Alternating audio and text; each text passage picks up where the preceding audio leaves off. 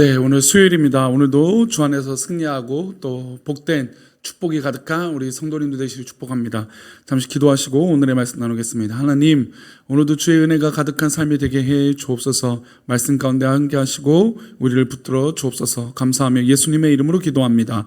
아멘. 오늘의 말씀 누가복음 17장 12절에서 13절 말씀입니다. 제목은 나머지는 어디 있느냐라고 하는 제목입니다. 말씀을 읽겠습니다. 함께. 한 마을에 들어가시니 나병 환자 10명이 예수를 만나 멀리 서서 소리를 높여 이르되 예수 선생님이여 우리를 불쌍히 여기소서 하거늘. 아멘. 민주주의의 가치와 또 중요한 핵심 중에 하나는 만인이 평등하다라는 겁니다. 기회도 평등해야 되고 어떤 할 수 있는 것도 평등해야 된다라는 겁니다. 근데 이제 좀 왜곡이 될 수 있어요. 요즘은 이제 성평등에 대한 이슈가 워낙 예민하고 민감하기 때문에 어떤 표현 하나를 잘못 썼다가는 그냥 뭐 언어 폭력이라고 하는 이 쉽지 않은 영역이 있는 것 같습니다. 어쨌든 이 평등이라는 건 굉장히 중요합니다. 근데 하나님 앞에서도 믿음 생활할 때 하나님 앞에 받는 은혜도 우리가 평등할 것을 기대합니다.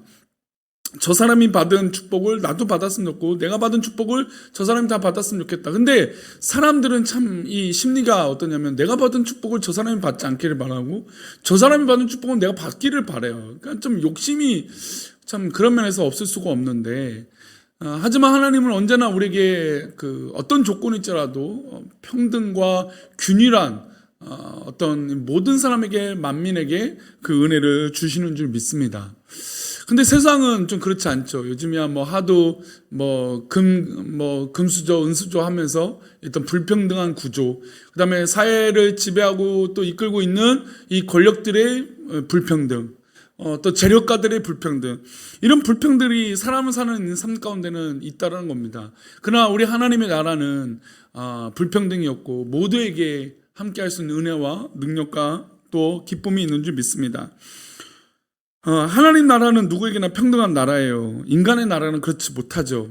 너무나 사실 뭐 요즘 교회는 이 불평등을 뼈저리 느끼고 있습니다. 교회라고 하는 이유 때문에 부모가 누구냐에 따라서 어떤 직업을 가지냐에 따라서 공평하지 못한 일들이 인간 사회는 많습니다. 근데 예수님이 한 마을에 가시다가 10명의 사람들을 만나요. 그러니까 대부분이 10명을 만나면 어쩔 수 없어요. 왜냐하면 한 사람이 집중될 수밖에 없고 또 한 사람에 대해서 관심을 가질 수밖에 없는 게 우리의 시선이잖아요. 근데 하나님께서 우리 주님께서 10명을 만나는 장면이 오늘 누가복음 17장에 나옵니다. 우리 12절 13절 다시 읽어볼까요? 한 마을에 들어가시니 나병 환자 10명이 예수를 만나 멀리 서서, 지금 나병 환자들이 예수를 만나라고 멀리 저기 서 있었습니다. 몇 명입니까? 10명이에요. 근데 이 10명이 소리를 높여서 예수님께 말합니다. 13절입니다. 소리를 높여 이르되 예수 선생님이여 우리를 불쌍히 여기소서 하거늘. 소리를 높여서 예수님이여 우리를 불쌍히 여기소서 막 소리를 치는 것이었습니다. 이들은 왜 예수님께 가까이 오지 못하고 멀리 서 있었을까요? 본인들이 나병이 걸렸기 때문에. 나병이 걸려 있으면 동네에서 저주받은 자로서 뭐 돌멩이를 맞는 경우도 흔했고 또 이 전염성을 가지고 있었기 때문에 마을에 들어갈 수 없다라고 하는 이 너무나 참담한, 그래서 한 동네마다 나병 환자들이 모여 사는 곳인데 그곳은 너무나 끔찍한 현실을 가지고 있었던 것입니다. 그래서 멀리 서서 정말 소리쳐서 예수님 앞에 말합니다. 우리를 불쌍히 여겨달라고. 자기가 나병 환자임에도 불구하고 멀리 서서 알아보고 사람들이 피해가도록 그렇게 한 것입니다. 근데 예수님은 그들을 어떻게 하셨을까요? 10명입니다. 멀쩡한 사람도 괜찮고 10명도 괜찮고 모든 관점도 같아요. 건강한 사람이든 아픈 사람이든 있는 사람이든 없는 사람이든 우리 주님은 언제나 공평하시죠. 그래서 주님은 그들에게도 기회를 주시고 긍휼을 말씀하십니다. 이제 가서 제사장들에게 너희 몸을 보여라. 이게 왜 이런 일이 있냐면 그 당시 나병이 낫는 경우가 종종 있게 되는데 뭐 자주는 아니었겠지만 이 종종 있는데 병이 낫게 되면 제사장에게 가서 그 몸을 보여서 당신은 나았다라고 하는 판단을 받아야 돼요. 그래야 이 사람이 난 나병이 다 치료받았습니다 라고 말하고 돌아다닐 수 있는 것이죠.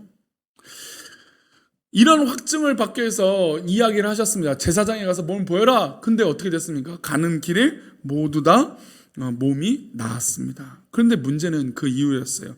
주님께 감사하기 위해서 찾아온 사람은 단 한 사람밖에 없었기 때문이에요. 우리 15절과 16절인데요.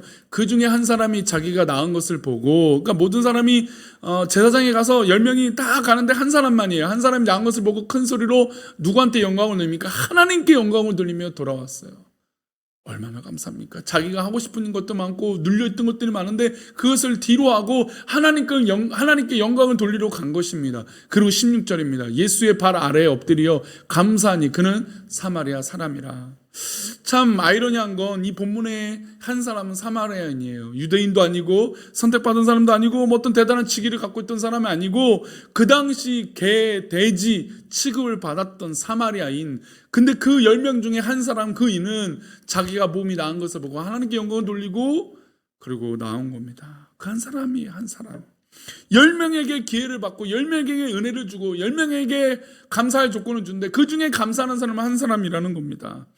그들의 소원대로 모두 병이 나았습니다. 그들에게 모두 하나님의 역사가 일어난 것입니다.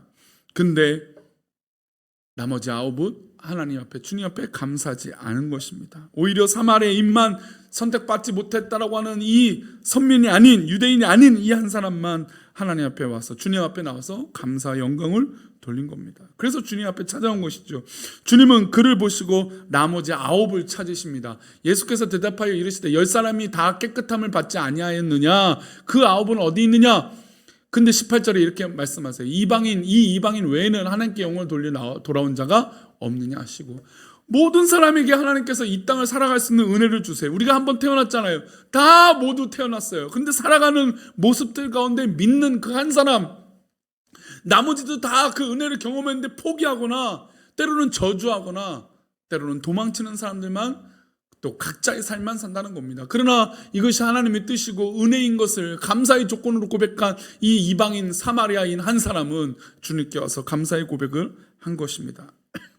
모두가 절실한 마음, 간절한 마음을 가지고 다 살죠. 어려우니까 도와달라고 합니다. 하나님 괴로우니까 이것을 해결해 달라고. 우리가 주님 앞에 나올 때 답답한 심정을 생각해 보십시오. 하나님, 나는 이런 문제가 있습니다. 이런 어려움이 있습니다. 해결해 주세요. 저에겐 병이 있습니다. 제게 해결할 수 없는 인생의 문제가 있습니다. 모든 사람들이 그런 고백을 해요. 근데 어떤 사람은 그 해결받고 나서 하나님 앞에 감사한 진정한 믿음의 고백이 있는 반면에 전혀 하나님 앞에 감사하지 못한 모습이 있다는 겁니다.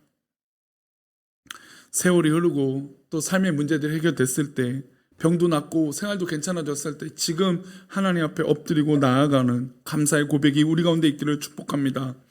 그러나 우리 가운데 내가 했기 때문에, 내가 배웠기 때문에, 내가 이런 행동을 했기 때문에, 내가 가졌기 때문에 하나님 앞에 감사하지 못하고 그저 내 삶만을 위해서 나머지 9명처럼 그런 삶을 우리가 살고 있는지 돌아봐야 됩니다.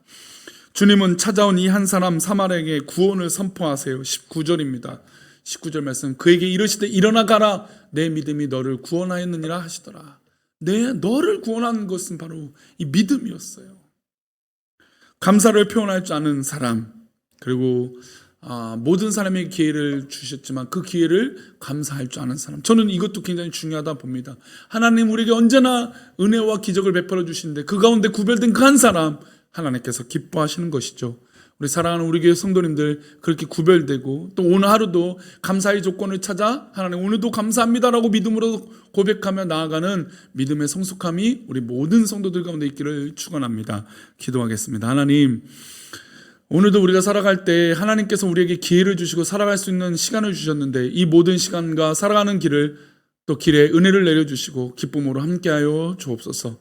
하나님, 우리 가운데 크신 은혜를 베푸셔서 이 은혜를 고백하며 하나님 앞에 나아가는 믿음의 열심이 있게 해 주옵소서. 우리를 붙들어 주시고 인도하여 주시기를 소망하고 우리를 구원하여 주시는 예수 그리스도 이름으로 기도드리옵나이다. 아멘.